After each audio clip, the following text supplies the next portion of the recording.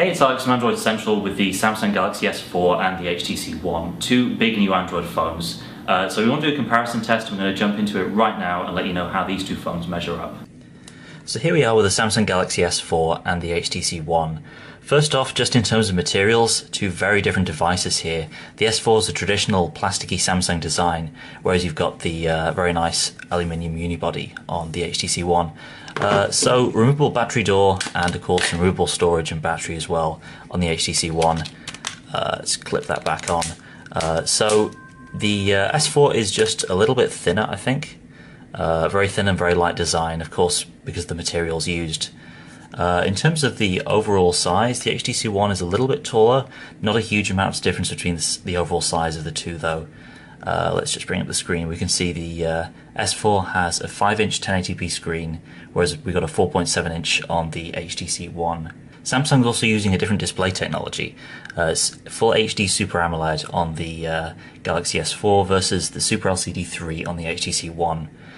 So the difference is that basically you have better daylight performance on the HTC One versus slightly more vivid colors and darker blacks on the Galaxy S4. So on the whole, I think we prefer the LCD of the HTC One. It does look a lot better, although you do get more screen overall on the Galaxy S4.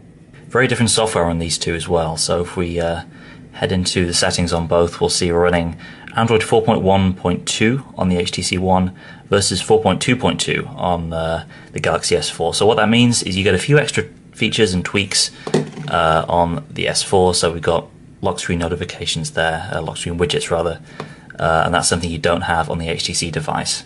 The UI itself is also very different design-wise. So we've got blink feed here on the HTC One. This is their new home screen dynamic, and of course, kind of different looking fonts and generally a kind of a more modern look on the HTC One. Galaxy S4 is very much a traditional Android design, and there are kind of some leftover elements from older versions. So for example, we've got tabs at the top here to switch to different areas of the settings app. Samsung's UI is probably a little bit more feature rich. You do have unique features like Air View, so the phone can detect finger input at a distance, and that works in certain apps like the Gallery app. As you can see here, a little bit of slowdown when loading some apps. That's kind of indicative of what we've seen across the board on the S4. It's a very fast phone, but I think HTC has the lead in speed. So let's just hover over. We can see we're getting previews of these images as we're doing that. On the camera side, Samsung's gone for a traditional 13 megapixel camera, so upping the megapixel count, whereas HTC's gone for an ultra pixel sensor. That's larger pixels on the sensor itself, but a lower overall megapixel count. It's actually only 4 megapixels. Two very different ways of doing smartphone photography, and essentially the difference comes down to whether you want the best looking photos in daylight or low light. The Samsung device has the lead in daylight because, of course, higher megapixel count, more potential to capture detail in bright conditions.